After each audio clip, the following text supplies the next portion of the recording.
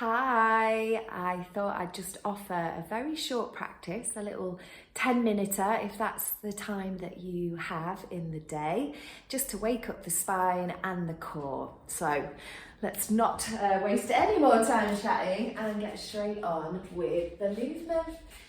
Finding yourself in a comfortable seated position, so whatever that means for you.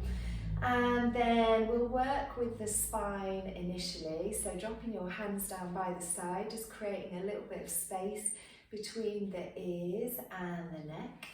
And then as you inhale, lift the arm up and over, taking the exhale and grabbing the little bend that offers, before inhaling and lifting the arms up. Again, exhaling as we get a side bend. So let's go with that again. Go with your own breath. Obviously I'll offer the moves on the video, but if yours is slightly slower or faster, that's very normal. Let's go one more each side. So we're giving our spine that chance to move laterally, side to side, lifting up and out through the waist. And exhale, placing that hand back down. From here, inhale, coming onto the fingertips, drawing the elbows and the shoulders together, lift the head up. And to exhale, tuck the chin into the chest, round out the back, the hands come forward. Going for a couple more cycles of this move, so we expand at the chest, and then round it all in. This is extending our spine. And then flexing it. Let's come back to center and take a twist by taking one hand over to the opposite knee. The back of the palm comes over to the knee, and then the other arm reaches out behind your body, so just at the base of your back as you rise up and take a little look over the shoulder. Exhale to release and to spin round, and then inhale as you sit up nice and tall again. That opposite hand comes all the way around. Exhale to release, a couple more cycles this way, giving some rotation in our spine, and release. Our joints, they do enjoy moving in all the different possible directions, keeping them nice and healthy. And then bring yourself back to center. All right, have a little wiggle around, anything that you need to do before coming onto your hands and knees. So for this, the knees kind of roughly underneath the hips. Your elbows, shoulders, wrists can be in line. Maybe the shoulders slightly back feels better. Maybe coming onto the knuckles feels better. So pick your hand position. Then from here, as you inhale, drop the belly, push the tailbone up towards the sky and your eyes. And then on an exhale, reverse that motion by rounding out through the spine, tuck the chin into the chest. Let's go again. So inhale, we get that arch in the back. And then exhale, we round out through the back. Let's go again. This is called cat-cow pose in yoga. So this is the cow, and this is the cat. Two more, giving us that additional flexion and extension in the spine. So we just did a very similar movement seated. Now we're doing it from tabletop position, our all fours, hands and knees. Take one more as you round out through the back, empty out the breath. And then coming back to a neutral flat back position. From here, taking one leg out as you come up onto the toes. And then the opposite arm reaches out in front of you, so you're on the fingertips. Notice what happens to your core. So can you engage it by drawing the belly button in towards the back of the body and up? When you feel like you've got some contraction there, you can keep your arms and your feet as they are, or slowly lift them up. So keeping them in line with the body, and then exhale to release. Try it on the other side. So the other foot now reaches out on the ball of the foot, the heel extends behind.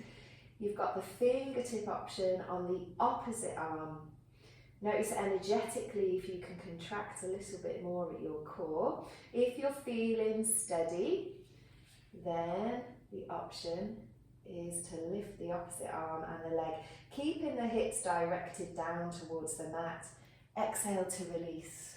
Now let's go with our breath on that motion. So as you inhale, reach up, maybe flexing that foot or pointing it, and exhale to come back down to the mat. Swapping straight over to the other side, and exhale. 2 more cycles on either side. So the inhale is where we get the reach, the extension, keeping your eyes looking slightly forward. The exhale, bringing it all back down.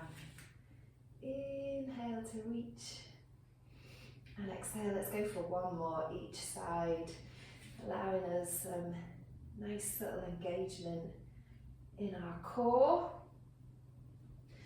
And 1 more. Then from here, we'll take a moment of rest. Allow the hips to sink down towards the heels. The knees can be together or apart. And then the hands can either rest down by the side of your body, or you can stack the fists on top of each other and rest the forehead there. Or if you've taken the knees wide, maybe stretching the hands out in front of you. This is called resting pose, but it's not always resting for everybody.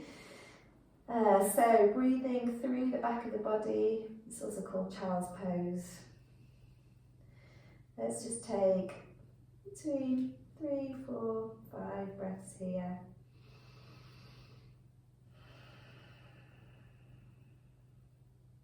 Resting the head down, just giving the nervous system a little moment. Moment to reset.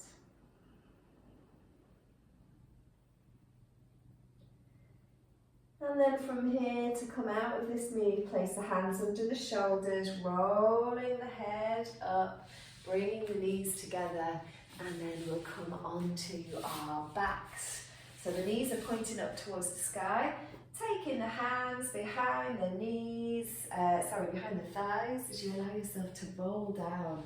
So a little bit more work for the core, just to finish our, probably like 10 minutes by the time we've done. Palms facing down into the ground, and then really allow the back, the upper body to really root down into the mat. So different options for this, the mat or the carpet, depending where you are, is to bring one knee up towards the body and then release it back down. Try with the other. Okay, so we've got these leg raises, starting to work here. Our kind of pelvic floor, our core, our less superficial muscles underneath the abdominals. So you can keep going with this action, or if you like, you can lift the legs up. So we're in this reverse tabletop. Again, the knees in line with the hips like they were when we were on all fours. And this time we drop one foot down and bring it back up. One foot and the other. So if you tried the first option and now you're trying this one, you may notice it just involves a little bit extra. You can continue with the single leg drops, or you can see what happens when you go for both of the leg drops. So both feet coming down. So if you were to do this every day, maybe, or every other day, then you might just notice this lovely gradual building of strength in our core area. So these things, like handy if you've had kids or not. I haven't. I still find these movements really helpful. And then let's just go for 2 more, whichever option you're picking, before hugging the knees in towards the body, holding on in front of the shins as you take a little rock from side to side. And then from here, rolling onto your side as you bring yourself to your comfortable seat. And I think that is pretty much 10 minutes. So let's just bring the hands together. thank our bodies for that, noticing any sensations which have arisen from those moves. And yeah, hope it's helpful, maybe something to incorporate into your morning, afternoon or evening. Thank you, folks.